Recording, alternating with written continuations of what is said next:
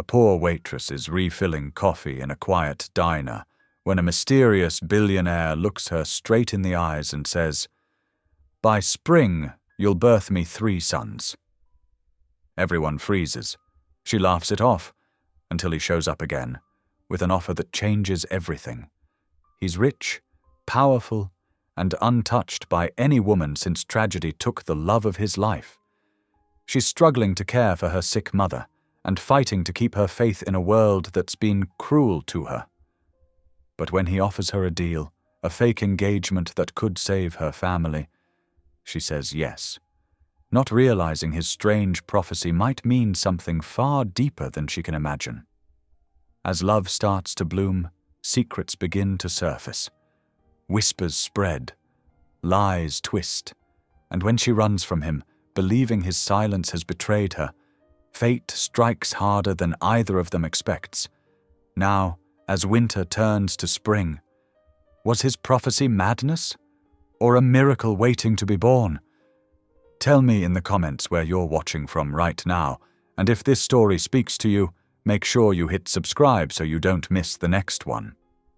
The fluorescent lights of Hattie's diner buzzed softly overhead as Raina Brooks moved between the booths, her sensible shoes squeaking against the worn linoleum floor. Outside, the rain continued its relentless drumming against the windows, marking day 3 of the storm that had settled over their small southern town like a heavy blanket. "More coffee, Mr. Thompson?"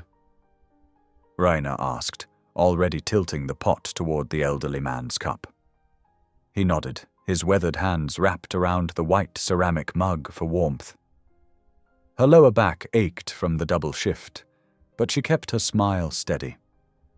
Her mother's medication wasn't going to pay for itself, and these extra hours meant the difference between making rent and falling behind.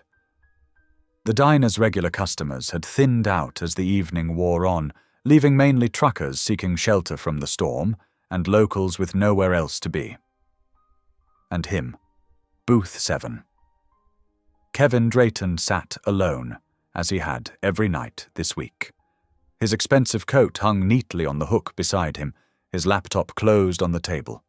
Unlike the other customers who chatted, read newspapers, or stared at their phones, he seemed to exist in his own bubble of stillness. The whispers had started the first night he appeared. "That's the tech billionaire," Martha from the beauty salon had said, her voice barely containing her excitement. "The one who went off the grid after his fiancée died in that plane crash." Raina had heard the stories, how he'd built his fortune from nothing, how he'd vanished from public life after the tragedy. But stories were just stories, and to her, he was simply the quiet man who ordered black coffee and barely touched his food. She approached his table, notepad ready. "Can I get you anything else this evening, sir?" For the first time since he'd started coming to the diner, Kevin Drayton looked up and met her eyes. The intensity of his grey gaze stopped her breath for a moment. Outside, thunder rolled across the sky, but inside the diner, everything seemed to go still. "By spring," he said, his voice calm and certain, "you'll birth me 3 sons." The coffee pot nearly slipped from Raina's grasp. The clatter of silverware ceased as every head in the diner turned toward Booth 7. She could feel the weight of their stares, could practically hear the thoughts forming in their minds. A nervous laugh escaped her lips, more from shock than humor. "I'm sorry, what did you say?" she managed, trying to keep her voice steady. Kevin didn't flinch or show any sign of embarrassment. He simply nodded, as if he'd just commented on the weather or ordered a slice of pie. "You heard me correctly," he said, his expression unchanging. Raina's cheeks burned. In all her years of waiting tables, she'd dealt with her share of difficult customers. The flirters, the complainers, the ones who left pennies for tips. But this was different. This was beyond inappropriate. It was unsettling. "Sir," she started, keeping her voice low but firm, "I don't know if you're trying to be funny, but that kind of comment isn't appropriate. A few booths down, old Joe Winters cleared his throat loudly, ready to intervene if needed. But Kevin's demeanor remained calm, almost detached. He reached for his coffee cup, took a deliberate sip, and set it back down with precise movements. "I understand your reaction," he said, his voice carrying clearly in the hushed diner. "I wouldn't believe it either. But I've learned that when God gives you a vision, you don't question it. You accept it." The mixture of confusion and embarrassment made Raina's hands tremble slightly. She was aware of Hattie watching from behind the counter, her arms crossed, ready to step in. The last thing Raina needed was to lose her job over some rich man's strange behavior. "Would you like your check?" she asked, trying to redirect the conversation to safer ground. Kevin pulled out his wallet and placed several crisp $100 bills on the table, far more than his meal could have cost. "Keep the change," he said, standing up and reaching for his coat. "You'll need it for the babies." The diner erupted in whispers as he walked toward the door. Before leaving, he turned back to look at Raina one last time. "I'll see you tomorrow evening," he said, as if making a normal dinner reservation. The bell above the door chimed as he stepped out into the rain, leaving Raina standing there, holding her notepad like a shield. She could feel the stares of the other customers, could hear the murmurs starting to build. "Girl, what was that all about?" Hattie called from behind the counter, her voice sharp with concern and curiosity. Raina shook her head, trying to gather herself. "I honestly don't know, Mrs. Miller," she replied, her voice barely above a whisper. She moved mechanically through the rest of her shift, refilling coffee cups and taking orders, but her mind kept returning to those strange words and the absolute certainty in Kevin Drayton's eyes. The $100 bills felt like they were burning a hole in her apron pocket. As the night wore on, the rain continued to fall, and the fluorescent lights buzzed overhead, casting their harsh glow over the diner's worn surfaces. Raina couldn't shake the feeling that something had shifted in her world, like the first tremor before an earthquake. She didn't know whether to be frightened or intrigued by Kevin Drayton's prophecy, but she knew one thing for certain. Her quiet life serving coffee in this small southern town would never be quite the same again. The drive home that night felt longer than usual. Raina's hands gripped the steering wheel of her old Honda as she navigated through puddle-filled streets, windshield wipers beating a steady rhythm against the persistent rain. Every few seconds, Kevin Drayton's words echoed in her mind. "By spring, you'll birth me 3 sons." The streetlights cast wavering reflections on the wet pavement, and Raina found herself taking the turns slower than necessary, lost in thought. What kind of man walks into a diner and makes a proclamation like that? And why did it feel less like harassment and more like something else? Something she couldn't quite name. When she pulled into the driveway of their small ranch house, the living room lights were still on. Raina gathered her purse and the takeout container of leftover pie she'd brought for her mother, then hurried through the rain to the front door. Inside, the TV cast a blue glow across the living room. Dolores Brooks was asleep on the couch, her reading glasses slightly askew, an open Bible resting on her lap. The sight made Raina's heart squeeze with familiar tenderness and worry. Her mother looked so small these days, fragile as a bird, though her spirit remained as strong as ever. Raina set down her things quietly and grabbed the soft afghan from the back of the recliner. As she draped it over her mother, Dolores stirred slightly but didn't wake. The medication often made her drowsy, but at least it helped with the pain. Kneeling beside the couch, Raina closed her eyes and did what she always did when life confused her. She prayed. "Lord," she whispered, "I don't understand what's happening. If this is you moving in some way, please give me wisdom, and if it's not—" She paused, uncertain how to continue. "Just keep us safe and show us your path." The TV murmured softly in the background as Raina stayed there a moment longer, one hand resting on her mother's arm. Kevin Drayton's words felt simultaneously like complete madness and like something deeper. A prophecy, maybe, though she'd never been one to put much stock in such things. Her mother was the one who always talked about signs and visions. Sleep proved elusive that night. Raina tossed and turned, her mind spinning with questions.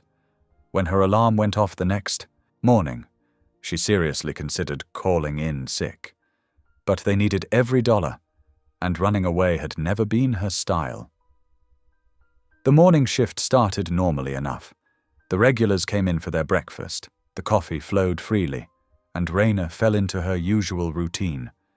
But as the hours ticked by, she felt a growing tension in her shoulders, knowing the evening would bring Kevin Drayton back to booth 7. Sure enough, at exactly 6 o'clock, the bell above the door chimed. Raina's back was turned, but she knew it was him from the way conversation in the diner dipped momentarily before rising again in hushed tones. She took a deep breath, straightened her spine, and turned around. He sat in the same spot, wearing a different but equally expensive-looking suit.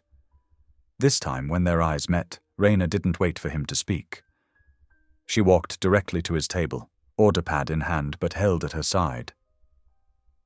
"Mr. Drayton," she said quietly, "I think we need to talk about what you said last night." Kevin nodded, as if he'd been expecting this. "Please." He gestured to the seat across from him. "Join me for a moment."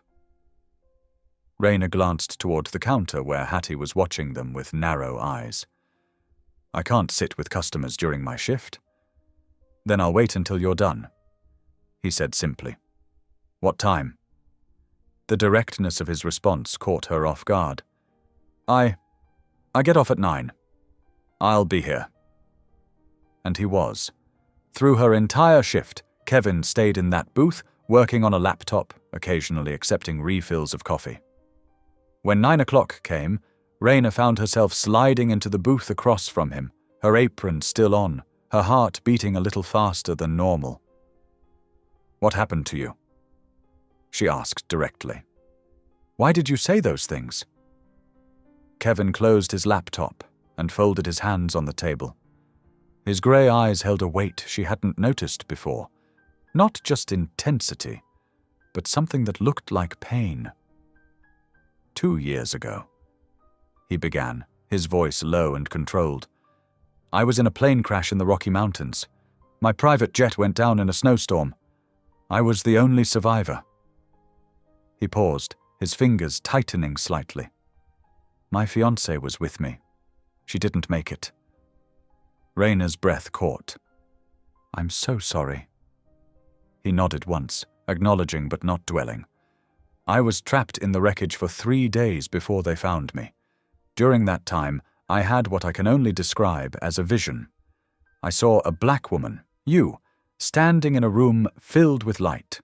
You were holding 3 newborn babies, and you were placing them in my arms. And then I heard a voice, clear as anything, saying, 'She'll give you sons of mercy.'" The diner had emptied out except for a couple of late-night regulars. In the relative quiet, Raina could hear the coffee maker gurgling and the soft patter of rain against the windows. "Since then," Kevin continued, "I've been searching. I've traveled all over the country, following what felt like breadcrumbs from God. Until I saw you through this window last week, and I knew you were the woman from my vision." Raina sat back, trying to process his words. It sounded crazy. It was crazy. And yet there was something in his manner that made her want to believe him, or at least believe that he believed it. "Mr. Drayton, Kevin, please. Kevin," she amended. "I understand you've been through something traumatic, and I'm truly sorry for your loss. But what you're suggesting, it's not possible. I don't even know you." "I know how it sounds," he said. but I've learned that God's plans don't always make sense to us at first. I'm not asking you to believe me right now. I'm just asking you to be open to the possibility that this is more than coincidence." Before Raina could respond, Hattie appeared at their table, her face set in stern lines. "Raina, can I speak with you for a minute?" In the kitchen, Hattie crossed her arms and fixed Raina with a concerned look. "Girl, what are you doing? Men like that don't see girls like us as equals. Whatever game he's playing, you need to keep your distance." "Mrs. Miller, he's not. I've been around long enough to know trouble when I see it." Hattie cut her off. "Rich white man coming in here, talking about babies to a young black waitress. Nothing good can come of that." Raina wanted to argue, to defend Kevin's sincerity, but she knew how it looked. She knew the history that made Hattie's warnings necessary. And yet, later that night, lying in bed, Raina found herself thinking about faith and signs and the mysterious ways God sometimes chose to work. She thought about Moses and the burning bush, about Mary being visited by an angel. She wasn't comparing herself to them. That would be presumptuous, but she couldn't shake the feeling that something bigger than herself was unfolding. The rain had finally stopped, and moonlight filtered through her window, casting shadows on the wall. In the quiet, Raina realized that despite all logic and reason, despite Hattie's warnings and her own doubts, something in her spirit was stirring, a small, quiet voice suggesting that perhaps, just perhaps, God was indeed moving in mysterious ways. The days that followed settled into a strange but comfortable rhythm at Hattie's diner. Kevin became as much a fixture as the neon sign in the window, appearing each evening like clockwork at booth 7. Sometimes he'd arrive just as the sun was setting, other times he'd wait until the dinner rush had died down, but he was always there. On Tuesday evening, Raina noticed he had brought a worn leather Bible. Its pages were marked with colored tabs, and he studied it with the same intensity he gave his laptop on other days. His fingers traced the lines as he read, occasionally making notes in a small journal beside him. "That looks well loved," Raina commented as she refilled his coffee cup. Kevin's lips curved into a slight smile. "It was my grandmother's. She used to say that when life doesn't make sense, the answers are in here." He touched the Bible's cover gently. "I've been doing a lot of searching lately." "Finding any answers?" Raina asked, sliding into the booth across from him during her break. "Some days I think I am. Others?" He shook his head, looking out the window at the passing cars. "After Sarah, my fiancée, died, I lost my way for a while. I had everything the world said I should want. Money, power, success. But I felt hollow inside." Raina watched as his fingers absently traced the rim of his coffee cup. "What changed?" "I walked away from it all," he said simply. "Stepped down as CEO, though I'm still majority shareholder. Made a vow of celibacy too, partly out of grief, partly because I needed to clear my head, figure out what God wanted from me." He met her eyes. "I've been celibate for 2 years now. Until I understand his plan, it feels right to wait." The confession surprised her. Not many men would admit such a thing. It spoke to a deeper character than his wealth suggested. Over the next few days their conversations continued, growing more personal with each passing shift. During quiet moments between customers, Raina found herself sharing pieces of her own life. "Mama's good days are getting fewer," she confided one evening, wiping down nearby tables. "The new medication helps, but it's expensive. That's why I'm working doubles whenever I can." Kevin listened intently as she described the daily routine, waking early to help her mother with breakfast, making sure all the pills were sorted correctly, then rushing to start her shift at the diner. "The hardest part isn't the work," she admitted. "It's feeling invisible sometimes. People see what they expect to see. Just another black waitress in a small southern town. They don't see me struggling to keep my mama comfortable or working on my online classes at night, or... They don't see you. Kevin finished softly. Exactly. Raina smiled, but there was a touch of sadness in it. Some customers still treat me like it's 1950 instead of 2023. Just yesterday, Mrs. Henderson made a point of asking for a different server because she didn't want that girl handling her food. Kevin's jaw tightened, but before he could respond, a commotion erupted near the counter. A man who'd been drinking at the bar for the past hour was getting belligerent, his voice rising above the quiet dinner atmosphere. "Hey, I said I needed a refill." He slammed his empty glass down, making other customers jump. Raina approached him cautiously. "Sir, I think you've had enough for tonight. Can I get you some coffee instead?" The man's face twisted ugly. "Don't tell me what I've had enough of, girl. You people always think you know better, don't you?" The slur that followed seemed to suck all the air out of the room. Other customers looked away uncomfortably, but no one moved to intervene. Raina felt the familiar burn of humiliation, mixed with anger she couldn't safely express. Then Kevin was there, standing between them. He wasn't much taller than the drunk man, but his presence commanded attention. His voice, when he spoke, was quiet, but carried an authority that made everyone listen. "I believe you owe this lady an apology," he said. The drunk man sneered. "Mind your own business, rich boy. The way you speak to God's children is everyone's business." Kevin replied evenly. "Now you have two choices. You can apologize sincerely and leave quietly, or we can call the police and let them handle this. Either way, you're done here." Something in Kevin's steady gaze must have gotten through, because the man's bravado deflated. He mumbled what passed for an apology, then stumbled towards the door. "Wait," Kevin called. He pulled out his wallet and handed a card to Hattie. "Please put everyone's meals on my tab tonight, including his." After the commotion died down and the other customers returned to their meals, Raina found a moment to thank Kevin. "You didn't have to do that," she said softly. Kevin's eyes held hers with that same unwavering intensity she'd come to know. "A man who fears God protects his daughters," he said simply. Then, more quietly, "No one should ever make you feel invisible, Raina." Standing there in the warm diner light, Raina felt something shift inside her, like ice breaking up after a long winter. She saw the same thaw reflected in Kevin's eyes, a softening around the edges of his usual reserve. Neither of them spoke of his prophecy or the vision that had brought him here, but in that moment something unspoken passed between them. A recognition that perhaps they had both been lonely in their own ways, both searching for something they couldn't quite name. The evening settled back into its routine. Coffee poured, orders taken, dishes cleared, but something had changed.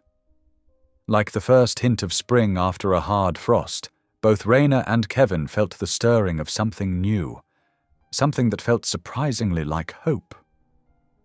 The mid-March morning dawned crisp and clear, a welcome change from the endless rain. Raina pulled into the diner's parking lot 15 minutes before her shift, just like always.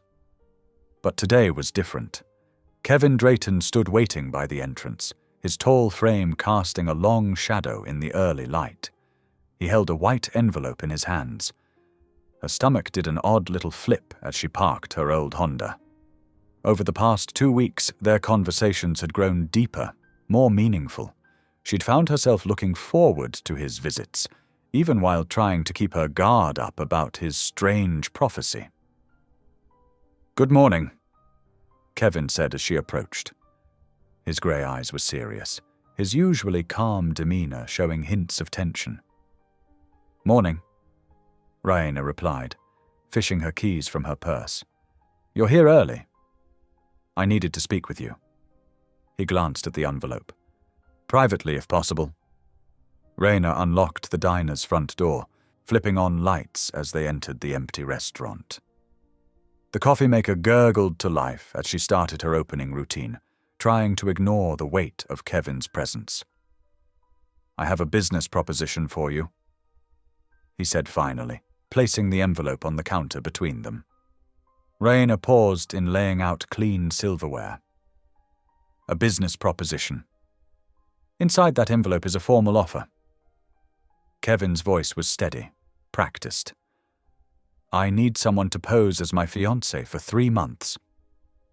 The fork in Raina's hand clattered against the counter. "Excuse me?" "My former company is facing a hostile takeover. The board is using my personal situation as leverage. They're claiming I'm mentally unstable after Sarah's death, that I've become a liability." His jaw tightened. "The company bylaws include a family stability clause. If I can demonstrate I'm in a committed relationship, moving forward with my life, I can block the takeover and protect thousands of jobs." Raina stared at him, trying to process his words. "And you want me to pretend to be your fiancé? The arrangement would include full compensation for your time, a generous monthly stipend, plus complete coverage of your mother's medical expenses, past, present, and future." He pushed the envelope toward her. "Everything's detailed inside, including the confidentiality agreements." Heat rose in Raina's cheeks as understanding dawned. "So that's what this has all been about. Getting to know me, protecting me from that drunk customer. It was all just setting up this business deal?" "No, it's not like that." Kevin started, but Raina cut him off. "I may be just a waitress from a small town, Mr. Drayton, but you can't buy my dignity." She pushed the envelope back, her hands shaking.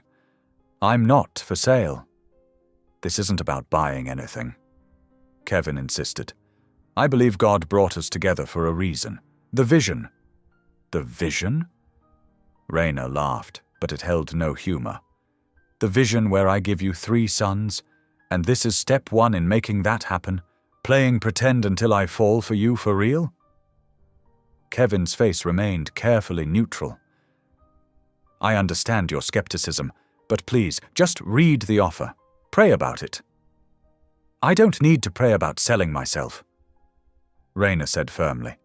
"The answer is no." The morning prep routine saved her from further discussion as other staff began arriving.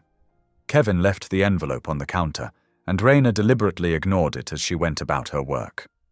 But the day was determined to test her resolve. Around lunchtime, Mrs. Eleanor Whitfield came in with her garden club friends, all wealthy women who treated the diner like their personal country club. Raina had served them countless times before, always with practiced patience. "I specifically asked for lemon with my tea," Mrs. Whitfield complained, though Raina had already placed a lemon wedge on her saucer. "Yes, ma'am. It's right there beside your cup." "Don't take that tone with me, young lady." Mrs. Whitfield's perfectly lined eyes narrowed. "Really, Hattie needs to do a better job training her help these days." Raina bit her tongue and forced a smile. "Is there anything else you need, ma'am?" But Mrs. Whitfield was already rising, her chair scraping back dramatically. Hattie, I need to speak with you immediately." What followed was humiliation in slow motion.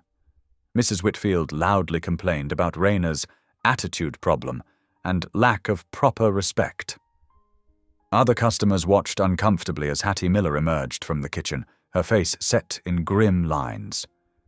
"Raina, in my office, now." The walk to the small office felt like a march to execution. Raina's legs trembled as she closed the door behind her. "Mrs. Whitfield is one of our most influential customers," Hattie began, not meeting Raina's eyes. "Her friends make up half our lunch business." "I didn't do anything wrong," Raina said quietly. "I was polite, just like always. It doesn't matter what you did or didn't do. What matters is perception." Hattie sighed heavily. "I'm sorry, Raina, but I can't risk losing her business. We're going to have to let you go." The words hit like a physical blow. Please, Hattie, you know me. I've worked here for 4 years. My mama's medical bills. I'm sorry, Hattie repeated, still not looking at her. You can collect your final check on Friday. Raina drove home in a daze, tears blurring her vision. The envelope Kevin had left sat on her passenger seat.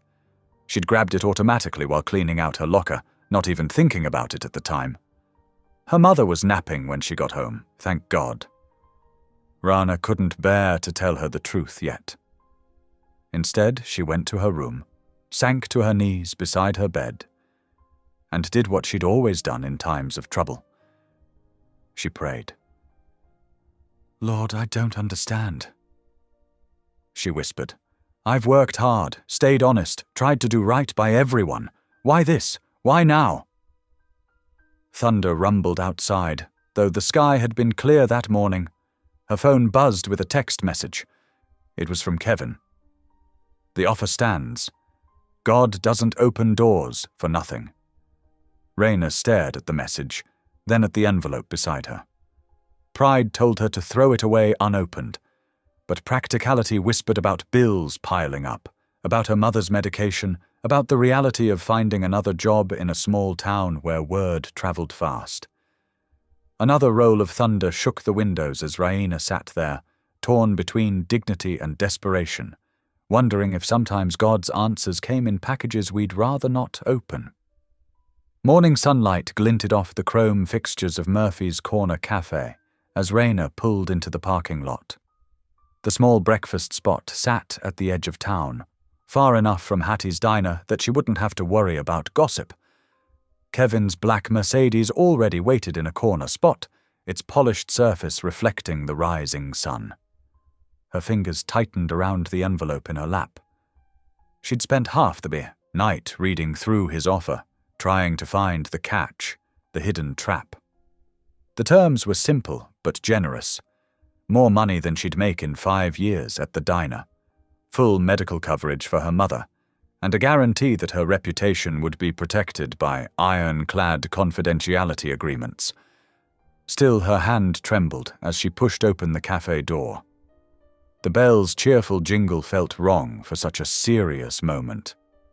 Kevin sat in a corner booth, a cup of black coffee untouched before him. He stood when he saw her, that same careful politeness she'd noticed at the diner. Thank you for coming, he said softly. Raina slid into the booth across from him, setting the envelope between them like a barrier. I came to return this. A waitress approached with a menu, but Raina waved her off. Kevin waited until they were alone again before speaking.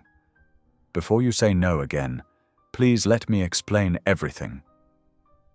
His grey eyes held none of yesterday's business-like detachment.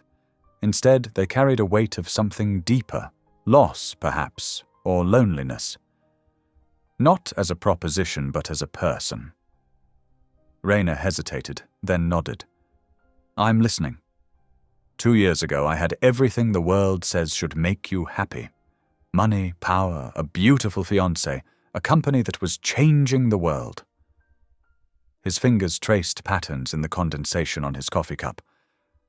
Then Sarah, my fiancé, died in that plane crash, and I realized how empty it all was, how I'd built my life on shifting sand.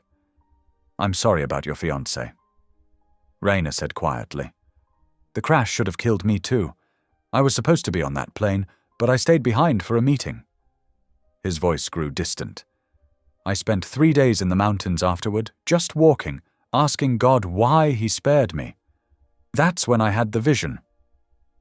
A couple at a nearby table laughed at something, the sound jarring against Kevin's solemnity. He waited for the moment to pass before continuing. I saw you, Raina. I didn't know your name or where to find you, but I saw your face as clearly as I see it now.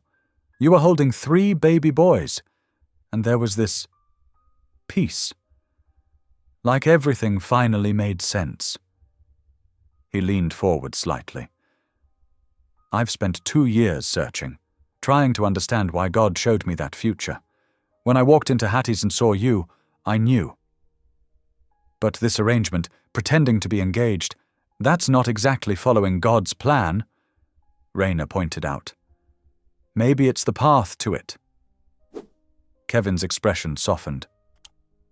I'm not asking you to fall in love with me, Raina.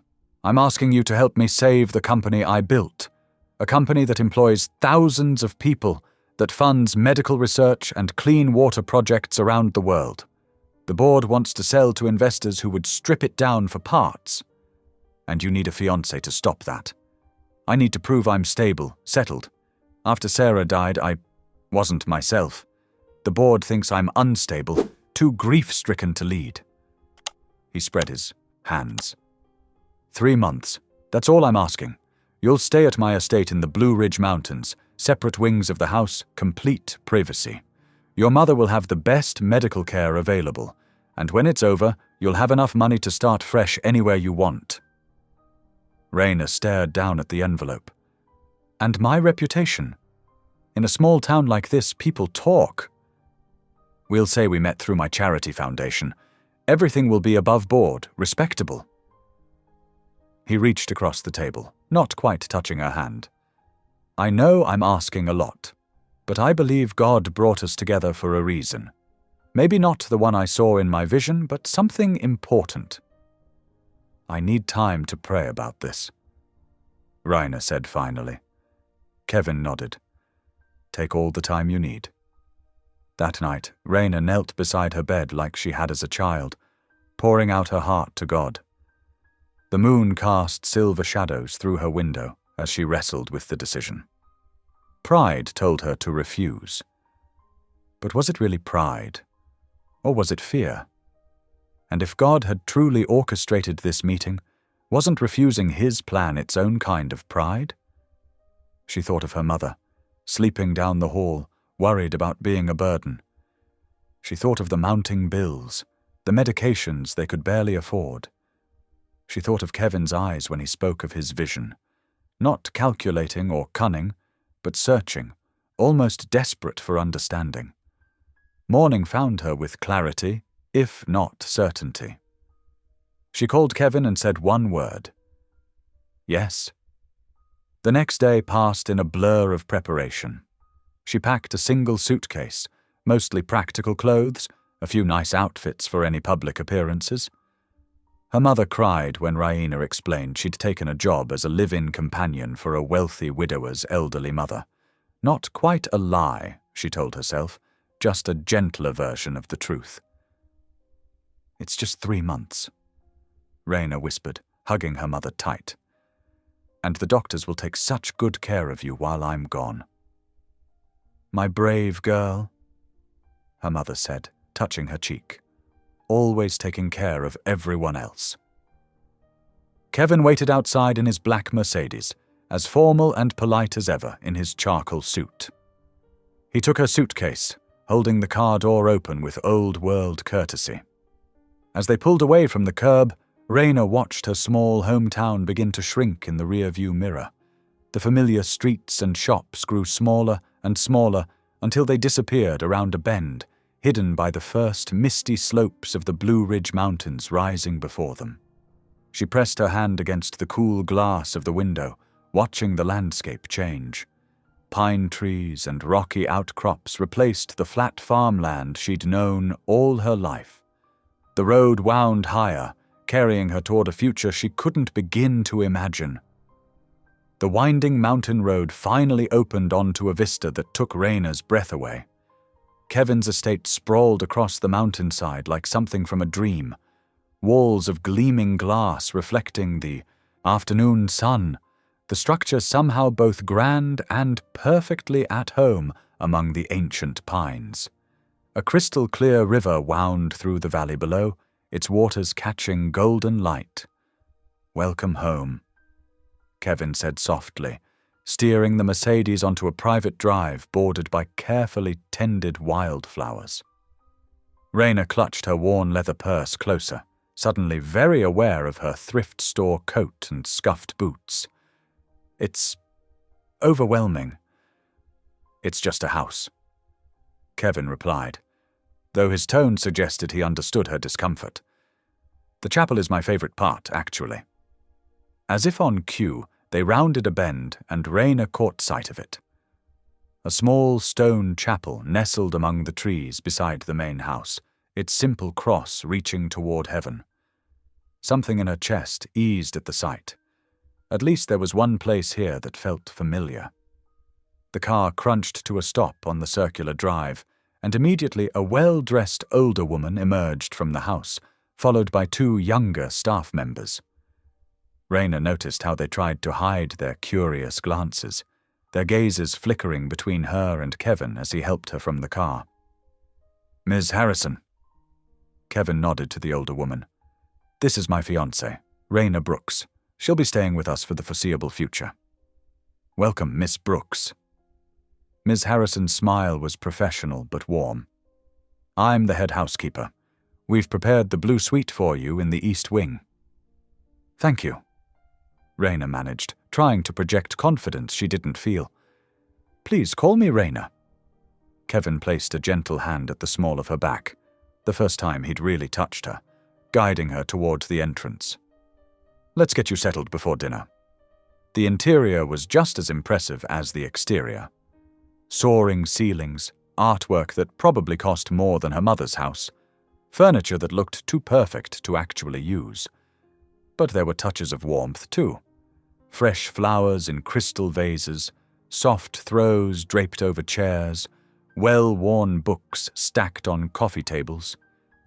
The blue suite turned out to be larger than her entire apartment back home. A sitting room opened onto a bedroom with views of the mountains, and the bathroom featured a tub big enough to swim in.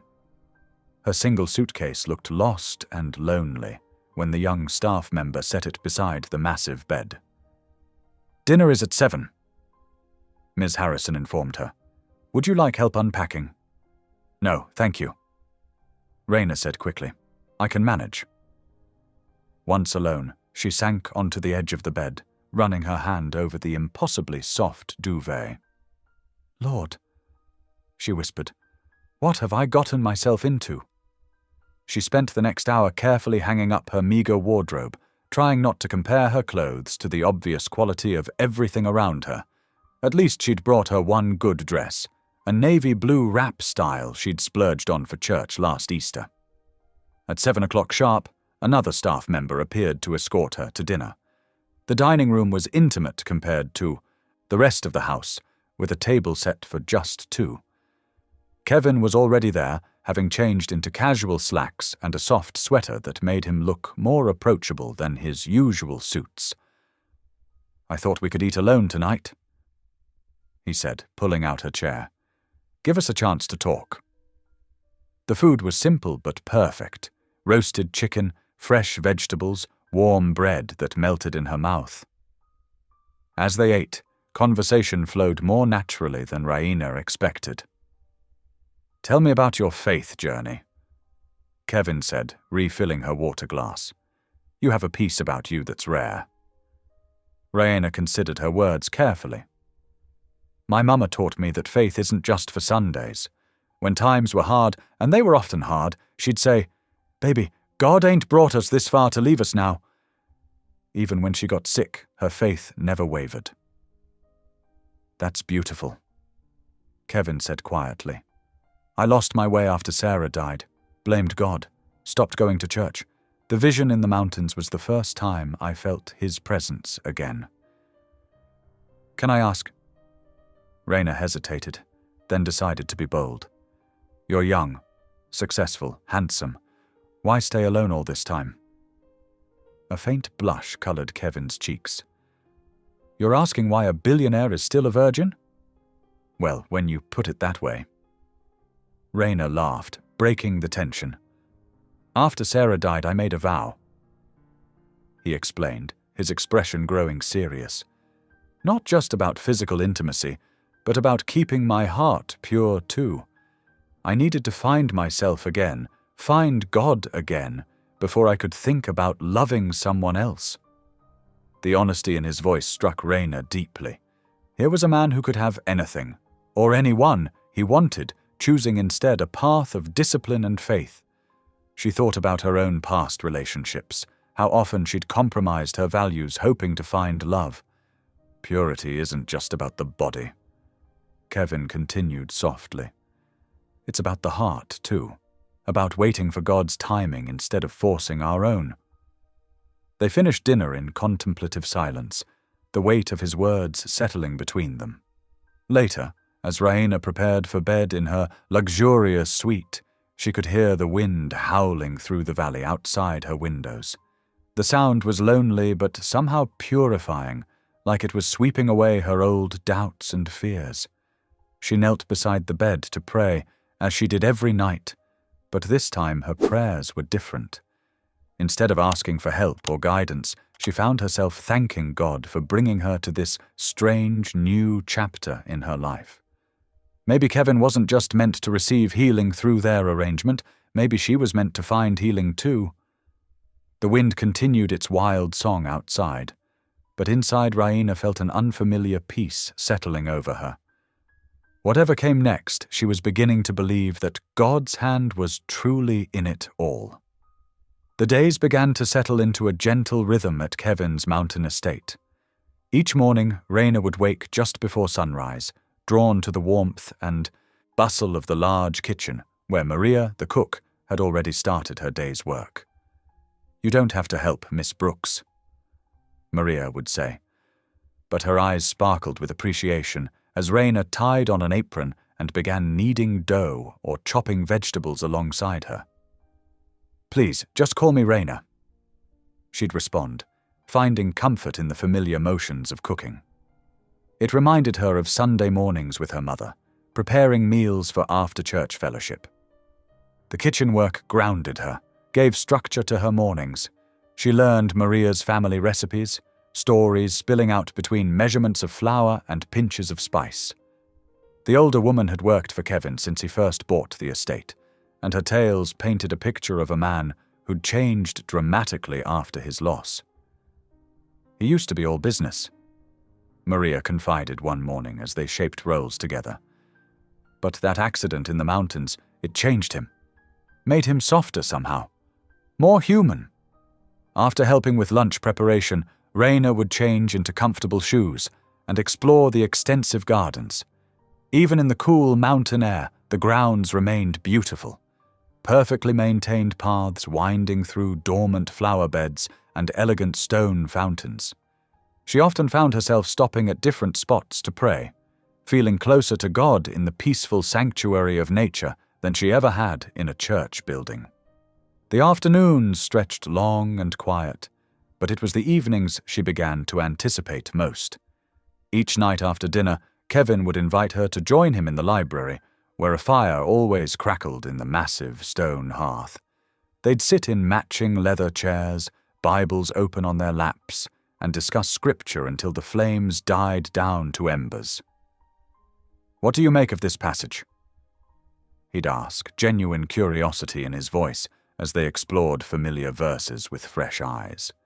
Their discussions often lasted hours, ranging from simple matters of faith to complex questions of divine purpose. Kevin's intelligence was obvious, but he never made her feel inferior when she offered simpler interpretations. Instead, he seemed to value her practical, heartfelt approach to Scripture. One particularly cold evening, about a week into her stay, Raina felt drawn to the chapel Kevin had built on the property. It was a simple structure of glass and stone, with windows that framed the mountains like living paintings. She knelt at the altar, lost in prayer, not hearing the door open behind her. "May I join you?" Kevin's voice was soft, respectful of the sacred space. Raina nodded, and he knelt beside her, leaving appropriate distance between them. They prayed in silence for several minutes before Kevin spoke again. "I need to tell you something," he said, his voice barely above a whisper. "Since you've been here, I've been feeling something I haven't felt in years." Raina turned to look at him, trying to read his expression in the dim light. "Peace," he continued. "Real peace, not just the absence of chaos, but true spiritual peace. Your presence here, your faith, your grace, It's affecting me in ways I didn't expect." The honesty in his voice touched something deep in Raina's heart. "Maybe that's part of God's plan," she suggested gently. "Maybe we're meant to help heal each other." They talked for hours in that chapel, their voices soft against the stone walls. Kevin shared more about his fiancée, Sarah, about the guilt he'd carried for being too busy with work to join her on the flight that crashed. Raina spoke about her father's abandonment, her mother's illness, and her own struggles with trust and faith. "How do you forgive so easily?" Kevin asked, genuine wonder in his voice. "Who says it's easy?" Raina smiled sadly. "But holding on to hurt only hurts yourself more. Forgiveness is a choice you have to make every single day." The next morning, Kevin caught her after breakfast, looking somewhat nervous, an unusual expression for a man who typically radiated confidence. "There's a charity gala next weekend," he said, running a hand through his dark hair, "for the Children's Hospital Foundation. I'd like you to come with me, not as part of our arrangement, but as my guest, if you'd like to, that is." Raina blinked in surprise. "I don't have anything suitable to wear to something like that." "Actually?" Kevin smiled. "Come with me." He led her to one of the estate's many rooms she hadn't yet explored. Inside, on a dress form, stood the most beautiful gown she'd ever seen. The deep burgundy fabric seemed to shimmer in the morning light, the cut modest but elegant, with long sleeves and a graceful neckline. "I had it made for you," Kevin explained, watching her face carefully. "Maria helped with your measurements. If you don't like it—" "It's beautiful," Raina breathed, reaching out to touch the fabric with trembling fingers. No one had ever given her something so fine. "But it's too much." "Nothing is too much for someone who's brought light back into this house," Kevin said quietly. That evening, they shared tea on the terrace, wrapped in warm blankets against the mountain chill. The first snow of the season began to fall, delicate flakes drifting down from the dark sky. "Look," Kevin said softly, holding out his hand to catch a snowflake. "Each one unique, each one perfect in its own way." Raina watched the snow fall, feeling a lightness in her heart she hadn't experienced in years. For the first time since arriving at the estate, her smile held no trace of worry or reserve. Here, surrounded by beauty and treated with such unexpected kindness, she felt something shifting in her soul, as if God was gently showing her that she deserved more than just surviving. The snow continued to fall, transforming the world around them into something magical and new. They sat in comfortable silence, sipping their tea, each lost in their own thoughts but somehow more connected than ever before. The grand hill crest. Hotel's ballroom sparkled like a crystal cave, with chandeliers casting rainbow prisms across the polished marble floor. Raina stood at the entrance, her heart beating rapidly beneath the burgundy gown Kevin had given her. The dress fit perfectly, but she couldn't shake the feeling that she didn't. "Ready?" Kevin asked softly, offering his arm. He looked distinguished in his black tuxedo, his grey eyes warm with encouragement. "As I'll ever be," Raina whispered, slipping her hand into the crook of his elbow. They descended the curved staircase together, and Raina felt the weight of hundreds of eyes upon them. The whispers started immediately, spreading through the crowd like ripples in a pond. She caught fragments as they passed. "That waitress he's been seen with certainly knows how to clean up. What could he possibly see in her?" Kevin's board members clustered near the champagne fountain, their disapproval barely masked behind crystal flutes. Mrs. Henderson, the chief financial officer's wife, gave Raina a look that could freeze water. "Kevin, darling," she called out, her voice dripping with false sweetness. "We've missed you at the country club. Do bring your friend by sometime." "Thank you, Margaret," Kevin replied smoothly. "Raina and I prefer quiet evenings at home. She's teaching me the value of simplicity." Raina squeezed his arm gratefully, though her cheeks burned. She could feel the judgment radiating from the group. These powerful men and women who saw her as nothing more than an interloper, a gold digger who'd somehow trapped their golden boy. The evening progressed like a complicated dance. Raina tried to remember all the etiquette Kevin had taught her, which fork to use, how to hold her champagne glass, the proper way to accept introductions. She was managing well until she overheard two board members speaking behind a massive flower arrangement. "He's lost his mind." One muttered, "First that religious nonsense, now this charity case. The shareholders won't stand for it." "Did you hear she was a waitress? Serving coffee one day, wearing Valentino the next. It's embarrassing." Raina's hands trembled as she set down her untouched champagne. She was about to excuse herself to the powder room when a reporter from the local society pages approached, notebook in hand. "Mr. Drayton, Ms. Brooks." The reporter smiled, though her eyes held calculation. "The city's been buzzing about your whirlwind romance. How did you two meet?" The question hung in the air like smoke.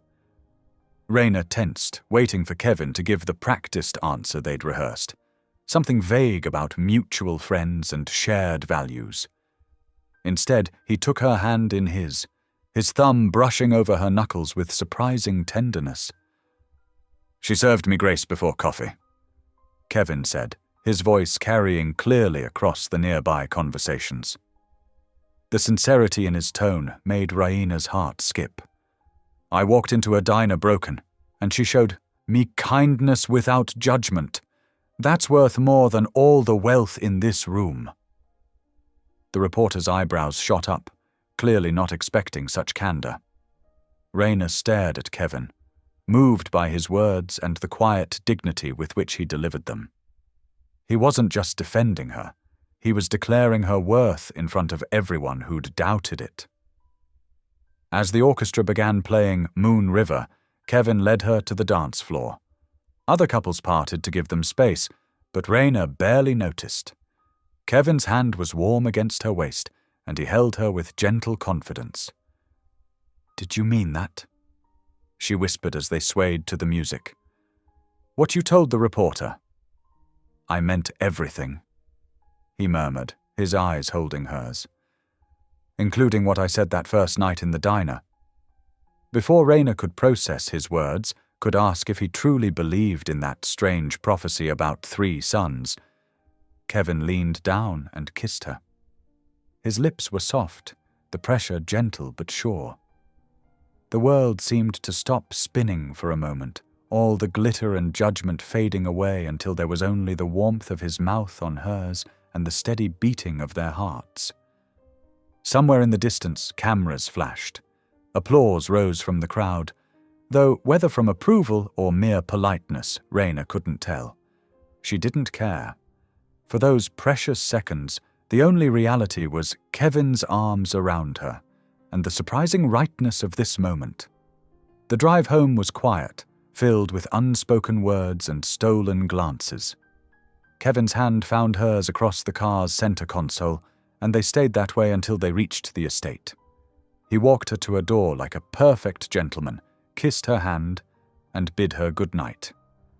Hours later, Raina sat in the window seat of her room, still wearing the beautiful gown. She touched her fingers to her lips, remembering the kiss, the warmth of his embrace, the way he'd looked at her as if she were precious. The pretense was crumbling, and she knew it. Somewhere between their fireside talks and tonight's declaration, she'd started falling in love with Kevin Drayton, the real Kevin, not the role she was supposed to play opposite.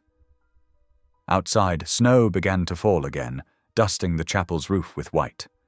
Raina pressed her forehead against the cool glass, her reflection ghostly in the darkness. She'd come here for practical reasons, survival really, but now her heart was involved, and that changed everything.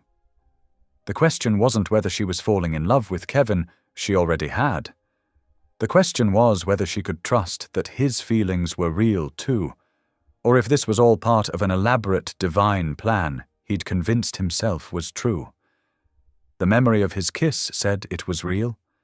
Her practical mind warned her to be careful.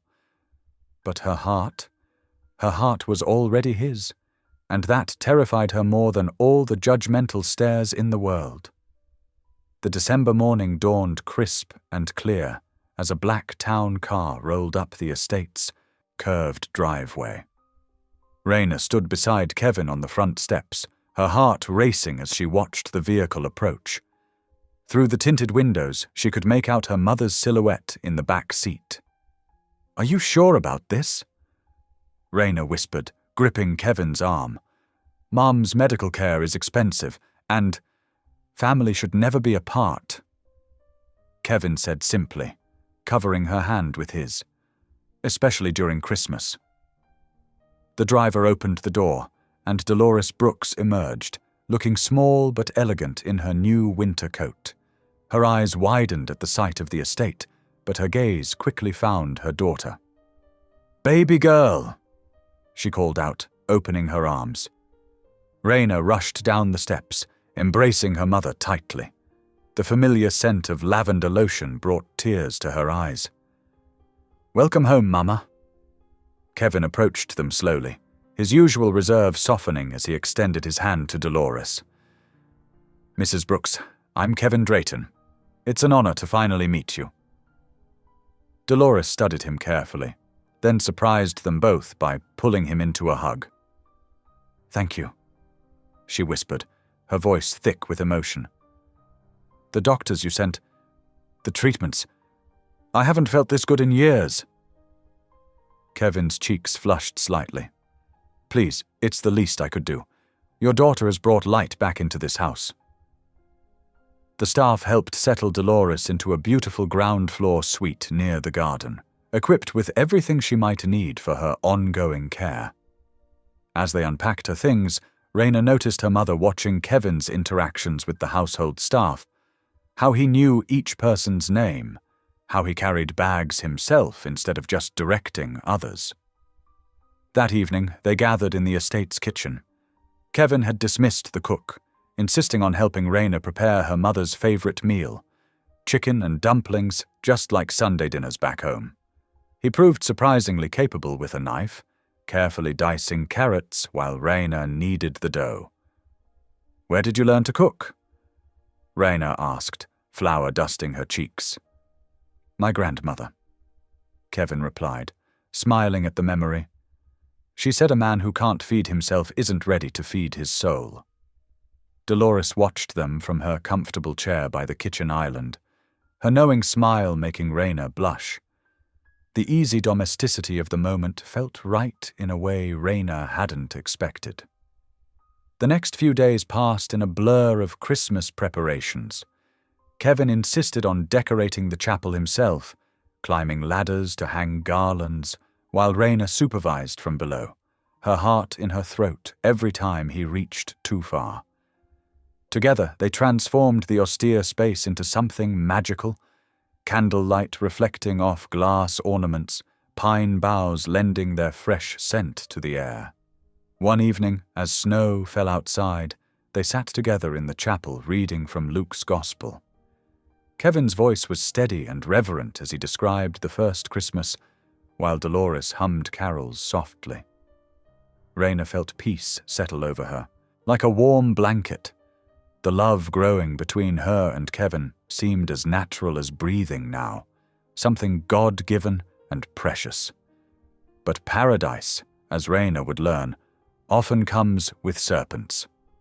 The following Tuesday, she was bringing tea to Kevin's study when voices drifted through the partially open door. She recognized them as board members who'd stayed after a meeting. "Really, Kevin, this charade has gone on long enough." A man's voice drawled. "The waitress? It's becoming embarrassing." "She's your latest charity project, we get it." A woman added with a brittle laugh. "But there are plenty of suitable women from good families who'd be happy to help with your image problem." Raina's hands trembled, tea sloshing in the cups. She waited for Kevin's response. his defense of her, his rejection of their cruel words. But only silence followed. That night, after her mother had gone to bed, Raina found Kevin in his office. "Why didn't you say anything?" she asked, her voice barely above a whisper. "When they called me your charity project." Kevin looked up from his papers, surprise crossing his features. "You heard that?" "I heard everything," Raina said, wrapping her arms around herself. "And what hurts most is that you stayed silent. If you believe in us, in what God is doing here, why won't you stand up for me?" "Raina," Kevin sighed, running a hand through his hair. "Business relationships are complicated.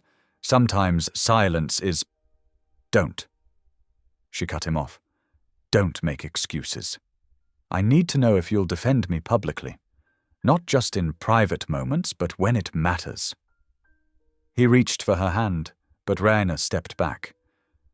"Please," she whispered. "Just think about it." The next morning, Kevin had an important board meeting.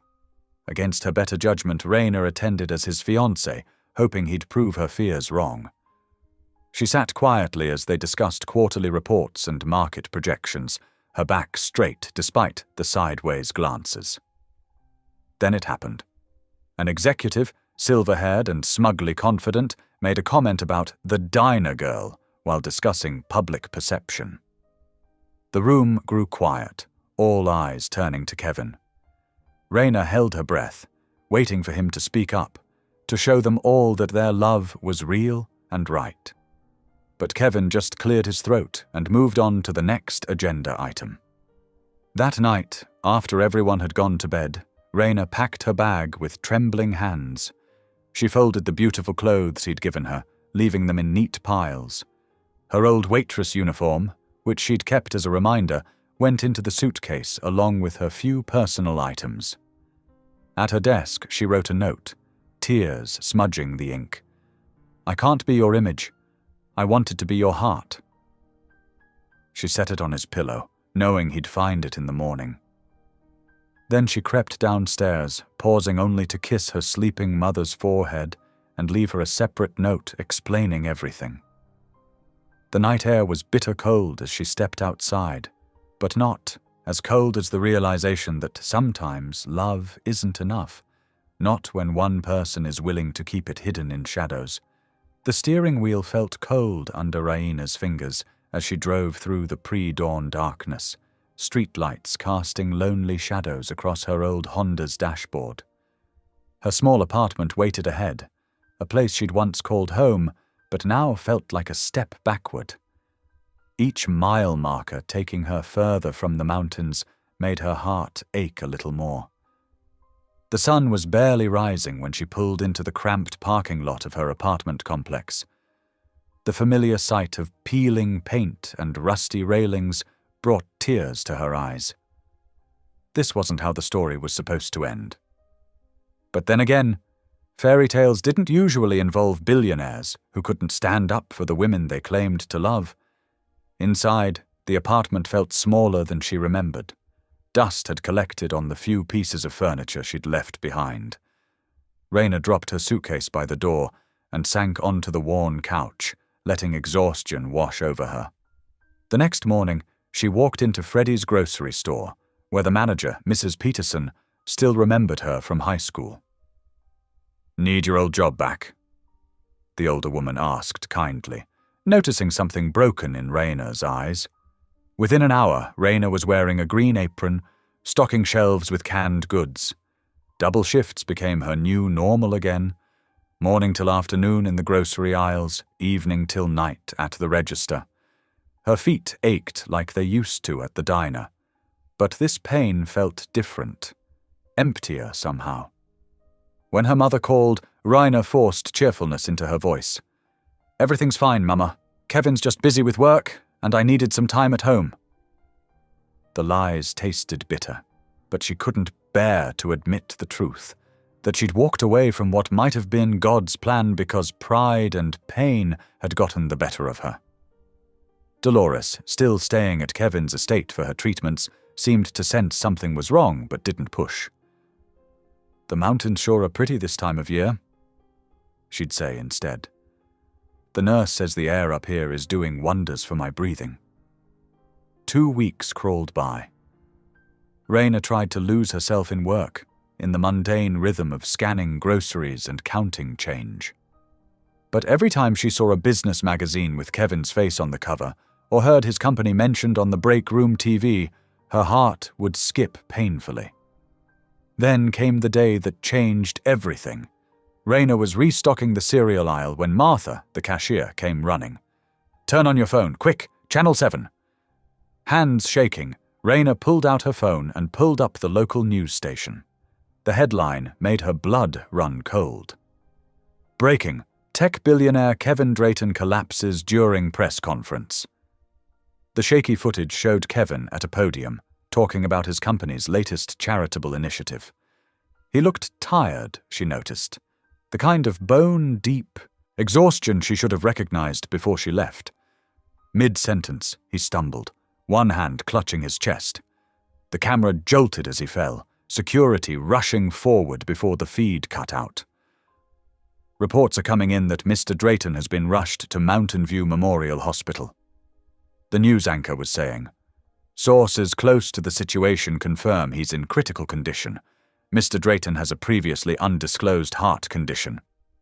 The cereal box Raina had been holding slipped from her fingers, scattering Cheerios across the floor. Her world narrowed to a pinpoint of pain. A heart condition. He'd never told her. All those nights they'd talked about everything under the sun, and he'd kept this secret. The next few days passed in a blur of anxiety and regret. Raina moved mechanically through her shifts, checking her phone obsessively for updates. The news was frustratingly vague. Billionaire remains in critical condition. Drayton Enterprise Board calls emergency meeting.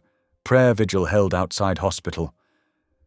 She wanted to call, to drive up there, to do something. But what right did she have? She'd walked away. Still, every night she found herself on her knees, praying with an intensity that surprised her. "Please, God, please don't let it end like this." On the 4th day, her mother called. Raina had been avoiding her calls, sending texts instead, but this time she answered. "Baby," Dolores said softly. "I know something happened between you two. I'm not asking what, but I want you to remember something. God doesn't end stories halfway." Raina sank onto her bed, tears finally breaking free. "Mama, I messed up. I let pride get in the way. What if—" "No what ifs," Dolores interrupted firmly. "The question is, what are you going to do now?" After hanging up, Raina stood at her window, watching the last patches of winter snow melt in the parking lot. Spring was coming, the season Kevin had first mentioned in that strange prophecy at the diner. The season that had seemed so impossible then. Her mind went back to all their conversations in the chapel, his quiet strength when reading scripture, the way he'd looked at her when they danced at the gala. She thought about his silence at the board meeting, not born of shame, she realized now, but of a man trying to balance too many worlds at once, a man who might have been fighting his own battles while she'd been focused on hers. Taking a deep breath, Raina changed out of her work uniform. She packed a small bag, called Mrs. Peterson to ask for a few days off, and grabbed her car keys. The mountain road beckoned, winding up through the melting snow toward whatever waited at the end. As she drove, the late afternoon sun painted the mountains in shades of gold and purple. Patches of green were beginning to show through the snow, the first hints of spring's promise. Raina's hands were steady on the wheel now, her heart sure of its direction even if the future remained uncertain. The radio played softly as the miles rolled by, and she found herself humming along to an old hymn about grace and second chances. Whatever waited at the hospital, whether healing or heartbreak, she knew she had to face it. Some roads, once started, had to be followed to their end. The hospital loomed before her, its windows glowing like amber beacons in the gathering dusk. Raina sat in her parked car for several long moments, gathering her courage. The building seemed to pulse with both hope and fear, a place where lives changed forever, for better or worse. Taking a deep breath, she stepped out into the cool evening air. The automatic doors whispered open, releasing the sharp scent of antiseptic and floor cleaner. At the information desk, she cleared her throat. "I'm here to see Kevin Drayton." The receptionist's eyes widened slightly at the name. "Are you family?" Raina hesitated. What was she, really? Ex-fake fiancé? The waitress who ran away? "I'm someone who loves him," she finished simply. Before the receptionist could respond, a tall woman in a crisp blazer approached. "Miss Brooks," she said, studying Raina carefully. "I'm Sarah Chen, Mr. Drayton's executive assistant." Raina recognized her from the mansion. Always efficient, always watching. Sarah's expression was unreadable as she considered Raina's disheveled appearance and obvious exhaustion. "He's in intensive care," Sarah said finally. "Normally it's family only at this hour." She paused, then added more softly. "But I've worked for Kevin for 8 years. I've never seen him as happy as he was with you." Sarah led her through quiet corridors where monitors beeped and nurses spoke in hushed tones. Outside Kevin's room, she stopped. "The doctor says the next 24 hours are crucial. His heart." She took a steadying breath. "Just be gentle with him." Raina's own heart clenched as she stepped into the room. Kevin lay still against white sheets, looking smaller somehow without his usual quiet authority. Tubes and wires connected him to various machines that tracked his life in steady electronic pulses. His face was pale, but peaceful. She moved closer, tears already blurring her vision. A chair waited by his bedside, as if someone had known she would come. Sinking into it, she reached for his hand, the same hand that had helped her from cars, passed her cups of tea, held hers during their first dance. "I'm so sorry," she whispered, her voice breaking. "I'm sorry I let pride blind me. I'm sorry I ran instead of fighting for us." The tears fell freely now, dropping onto their joined hands. "I'm sorry I didn't see how hard you were trying to balance everything. I'm sorry I didn't ask if you were okay." The steady beep of his heart monitor provided a rhythm to her quiet sobs. She talked about everything, her fears, her hopes, how empty life had felt without him. The words poured out like a cleansing rain, washing away weeks of pain and misunderstanding. A slight movement made her pause. Kevin's eyelids fluttered, then slowly opened. His grey eyes, though tired, found hers with the same intensity she remembered from that first night at the diner. A faint smile touched his lips. "By spring," he whispered hoarsely, "you'll birth me 3 sons." Fresh tears spilled down Raina's cheeks as understanding dawned. "You never meant it literally, did you?" Kevin's fingers tightened weakly around hers. "The vision showed me 3 gifts you would bring into my life." His voice was barely above a whisper, but clear. "Not children of the flesh, but of the spirit. Hope." He paused, gathering strength. "Faith and mercy. The fruits of a life redeemed by love." Raina finished softly, remembering their conversations about redemption and purpose. Kevin nodded slightly. "You served hope with every coffee cup, showed faith when everyone doubted, offered mercy when I least deserved it." His eyes drifted closed, but he kept speaking. "You didn't just change my image, Raina. You changed my heart." Raina bent her head, overwhelmed by the truth of it all. How had she not seen? Every argument about his public image had missed the point entirely. This wasn't about appearances or corporate takeovers. It was about two broken people being made whole through love and faith. Drawing a shaky breath, she did the only thing she could think of. She prayed. Out loud, her voice growing stronger with each word. "Dear God," she began, still holding Kevin's hand. "You brought us together in the strangest way. Now I'm asking, if it's your will, please heal him. Not for the company or the money or any of that, but because there's so much good he can do, so much love he has to give." She wiped her eyes with her free hand. "And Lord, thank you for showing me that sometimes the craziest sounding prophecies are just your way of getting our attention." She continued praying through the night, dozing occasionally but never letting go of Kevin's hand. Nurses came and went, checking vitals and adjusting medications. Sarah brought coffee and a sandwich, which Raina barely touched. As dawn began painting the sky in delicate pinks and golds, she noticed something different. Colour had crept back into Kevin's cheeks, replacing some of the alarming pallor. His breathing seemed easier, deeper. The doctor arrived for morning rounds, studying the monitors with intense concentration. After a thorough examination, he turned to Raina with cautious optimism. "His vital signs have improved significantly overnight," he said, shaking his head slightly.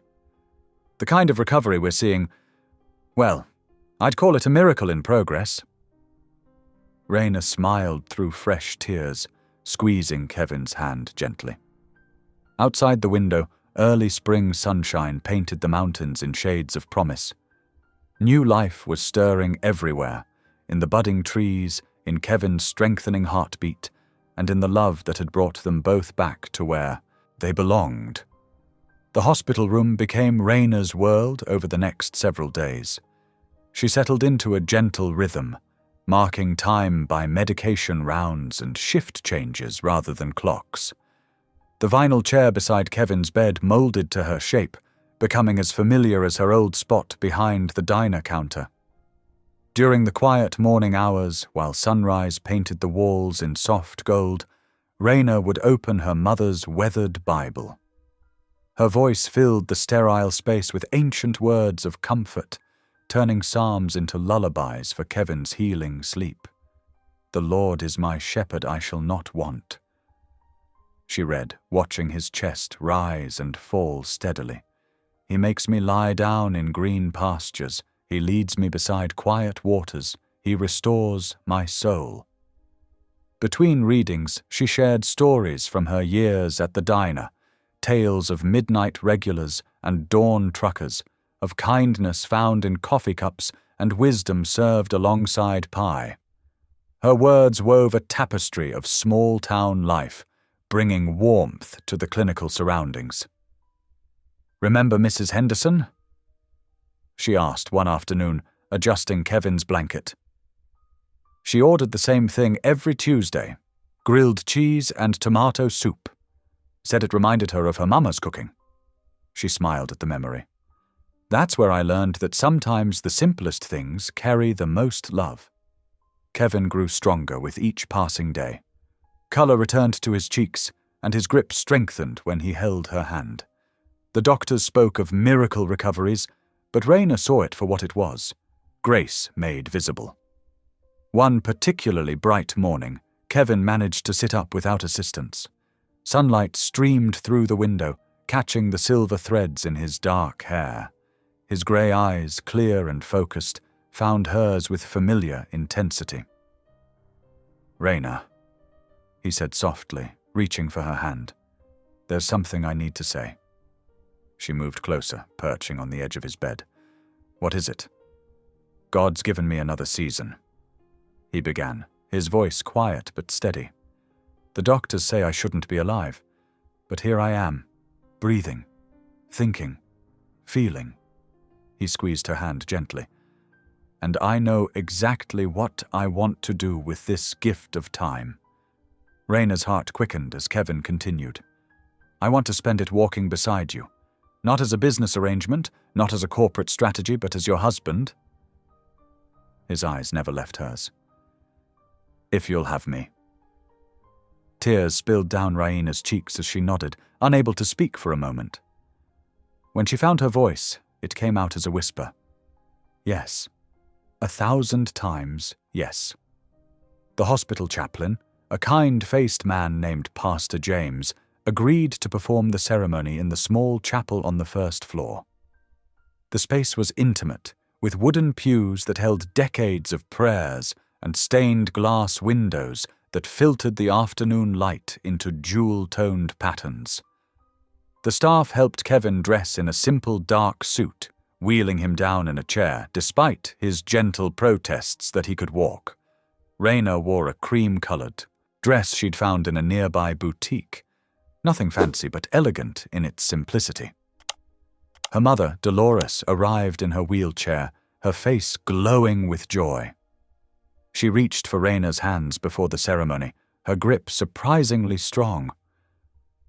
"Baby," she said, voice thick with emotion. "I've been praying for this day since you were born, not for wealth or status, but for a man who would love you like this, with his whole heart and soul." The ceremony itself was beautiful in its simplicity. No elaborate decorations, no crowd of onlookers, just two hearts joining before God, witnessed by those who mattered most. Kevin's voice was clear and strong as he spoke his vows, promising to cherish and protect, to walk in faith together. Raina's voice trembled slightly as she made her own promises, but her words rang with certainty. "I take you, Kevin, to be my husband, to have and to hold from this day forward, for better or worse, in sickness and in health, to love and to cherish, until death do us part." Laughter mixed with tears as they exchanged rings, simple bands that symbolized their unending commitment. When Pastor James pronounced them husband and wife, the small gathering broke into warm applause. Even some of the nurses who had cared for Kevin wiped away tears. That evening, back in Kevin's hospital room, the space felt different, transformed not by any physical change, but by the sacred promises they'd made. Kevin lay in his bed, still tired from the day's activities but happy, his new ring catching the light as he held Raina's hand. "I never thought I'd find this kind of peace again," he murmured, his thumb tracing circles on her palm. "After losing Sarah, I thought that part of my life was over. But God had other plans." Raina squeezed his hand gently. "He always does. Sometimes we just have to be still long enough to see them." As night settled over the hospital, bringing its familiar quiet, Raina felt something new settle in her heart. Where fear and doubt had once lived, she now felt peace blooming, strong and sure as spring flowers after winter's frost. Kevin's breathing deepened into sleep, but his hand remained firmly wrapped around hers, as if even in dreams he wanted to keep her close. She watched the city lights twinkle beyond the window, remembering that rainy night in the diner when a stranger had made an outrageous prophecy.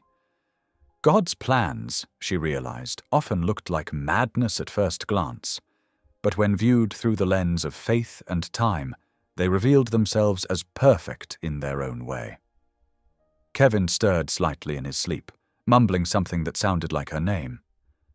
Raina smiled, adjusting her chair to get more comfortable without letting go of his hand. In this simple moment, no grand gestures, no dramatic declarations, she found everything she'd ever needed. Love, faith, and the quiet certainty that she was exactly where she was meant to be. Spring arrived in earnest as Kevin's recovery progressed, painting the mountain estate with fresh colors.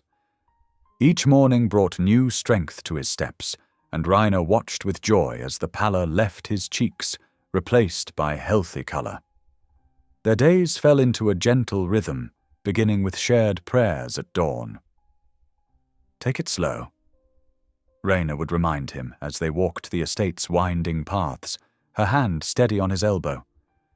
Kevin would smile, accepting her care with grace, a change from the commanding businessman he'd once been. The morning air carried the scent of pine and wildflowers, and sometimes they'd pause just to breathe it in. "Each step is a gift," Kevin would say, his voice growing stronger day by day. "I don't want to waste a single one." Their morning walks gradually lengthened from 5 minutes to 15, then to 30. Rayner kept careful notes of his progress in a journal, tracking everything from his daily steps to his medication schedule. The doctors had been clear. Recovery would take patience and dedication. By mid-morning, they'd settle in his study, where Rayner helped him sort through business correspondence. She'd read letters aloud while he dictated responses, her neat handwriting filling page after page. What started as assistance soon became partnership, as she offered insights that surprised even Kevin. "You see things differently," he told her one afternoon, watching her organize his chaotic desk. "You see people, not just profits." The decision to sell his penthouse came naturally. The gleaming high-rise apartment, once a symbol of his success, now felt empty compared to the warmth of their mountain home. "This is where we found each other," Kevin said as they signed the papers. "This is where we'll build our life." Their focus turned to the estate's chapel, a beautiful stone building that had stood mostly unused. "It shouldn't be empty," Rayner suggested one evening. "Not when there's so much need in the community." Kevin's eyes lit up at the idea. Together, they developed plans to transform the chapel into a community center. They hired local contractors, insisting on fair wages and family-friendly hours. Rayner oversaw the renovations, making sure the space remained sacred while becoming more welcoming. The chapel's dedication ceremony drew hundreds from the surrounding towns. Kevin, standing without support now, spoke about transformation, not just of buildings, but of hearts. "Every act of kindness," he said, his voice carrying across the gathered crowd, "is another child of mercy being born into the world." Their work didn't stop there. They established regular meal services for the hungry, converting the chapel's basement into a warm dining space. Rayner's experience as a waitress proved invaluable as she trained volunteers and organized serving schedules. Kevin, despite his wealth, insisted on serving alongside everyone else. "Remember when you used to serve me coffee?" He'd tease as they ladled soup together. "You were a better tipper back then," she'd reply with a wink, making him laugh. The tutoring program started small, just a few local kids struggling with homework. But word spread quickly about the kind couple at the big estate who offered free help and hot meals. Soon, the chapel's study room buzzed with activity every afternoon. Rayner discovered she had a gift for teaching math, while Kevin's tech background made him perfect for science lessons. They worked side by side, helping children unlock their potential. "Each mind we help grow," Kevin would say, "is another light in the darkness." Their hospital visits became weekly events. They'd bring books, flowers, and most importantly, time. Kevin spoke openly about his own recovery, sharing hope with others facing similar battles. Rayner noticed how he lingered longest with those who seemed most afraid, his quiet strength offering comfort. Through it all, their love deepened in unexpected ways. It wasn't about grand gestures or luxury anymore. It was about shared purpose, about hands clasped in prayer and working side by side to help others. They found joy in simple moments, counting donation supplies, planning community events, or just sitting quietly in the chapel as sunset painted the windows gold. One evening, after a particularly busy day at the community center, Rayner sat at their kitchen table, surrounded by papers and plans. She'd been drafting ideas for a non-profit organization, something that would ensure their work continued and grew. "What are you thinking?" Kevin asked, bringing her a cup of tea. "I'm thinking about legacy," she replied, showing him her notes. "About making sure this work lives on, even beyond us. A foundation in your name, focused on community service and education." Kevin studied the papers, his expression thoughtful. "Not in my name," he said finally. "In our name. Everything good that's happening here, it's because of both of us." Raina's eyes filled with tears as she looked at the man before her. Gone was the lonely billionaire who'd made that strange prophecy in a small-town diner. In his place stood a husband who'd learned to serve, to love without conditions, to find joy in giving rather than receiving. "Remember what you told me about 3 sons?" she asked softly. Kevin nodded, taking her hand. "Hope, faith, and mercy. But I was wrong about one thing. They're not just my sons, they're ours. Every person we help, every life we touch, every bit of hope we share, these are the children of our love." Together, they continued working on the foundation plans, their hands intertwined on the table. Outside their window, the mountain air carried the sound of children laughing in the chapel playground, a symphony of joy that echoed their shared purpose. Their love had indeed borne fruit, not in the way either had expected, but in ways that reached far beyond themselves, touching lives and changing hearts, one act of kindness at a time.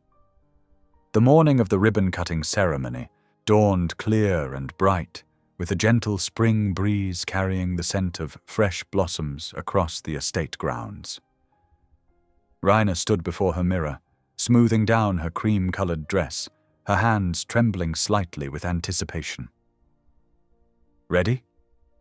Kevin asked from the doorway, looking distinguished in his navy suit, despite the slight pallor that still lingered from his illness. The Three Sons Foundation headquarters occupied a renovated historic building in town, its red brick facade freshly cleaned and its windows gleaming in the morning light.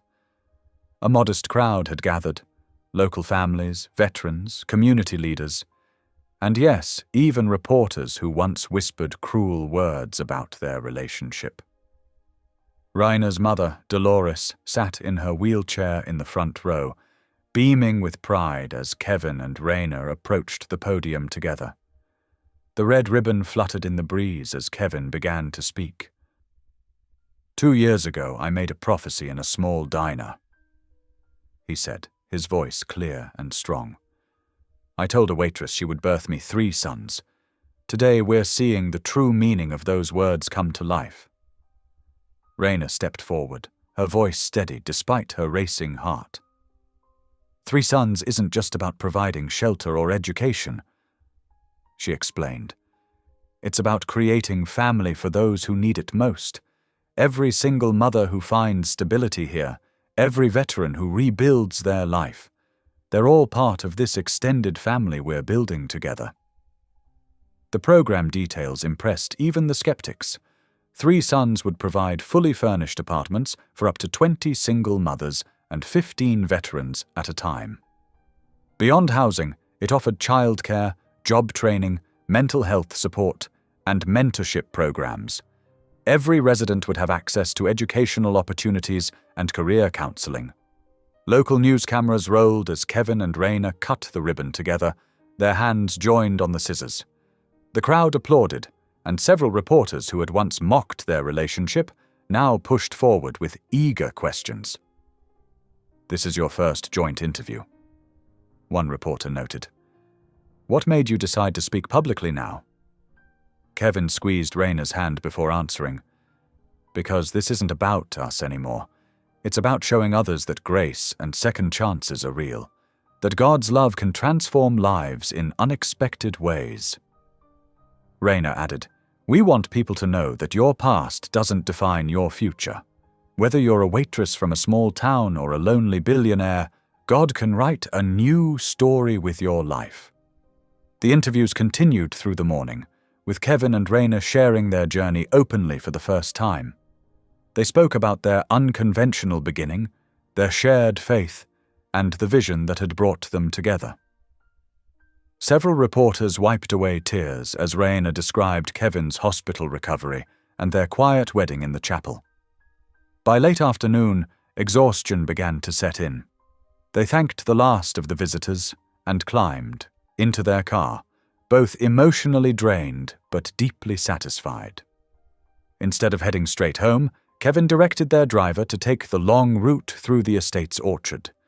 The trees were in full bloom, their branches heavy with pink and white blossoms. Kevin helped Raina out of the car, and they walked slowly among the trees, their footsteps cushioned by fallen petals. "Remember when you first came to the estate?" Kevin asked, drawing her close. "You thought I was crazy." Raina laughed softly. "I thought we both were. A billionaire and a waitress, thrown together by a prophecy. It sounded like a fairy tale." "But it wasn't about fairy tales, was it?" Kevin's voice grew tender as he held her. "It was about purpose, about letting God turn our broken pieces into something beautiful." The setting sun painted the orchard in shades of gold and rose as Kevin whispered against her hair. "You kept the promise, you know. You birthed them all." Raina looked up at him questioningly. "Hope," he explained. "When you believed in me during my illness. Faith, when you trusted God's plan even when it seemed impossible. And mercy, in how you've helped create this foundation to serve others." They stood there in the fragrant orchard, surrounded by the evidence of spring's renewal, their hearts full with the knowledge that their love had indeed borne fruit. Not in the way they'd initially thought, but in ways that would transform countless lives for generations to come. Easter morning dawned with extraordinary grace over the Blue Ridge Mountains. The first rays of sunlight pierced through lingering mist, turning the valley into a sea of liquid gold. At the mountain estate's chapel, dew sparkled on fresh flowers that lined the stone pathway, their petals still curled tight against the morning chill.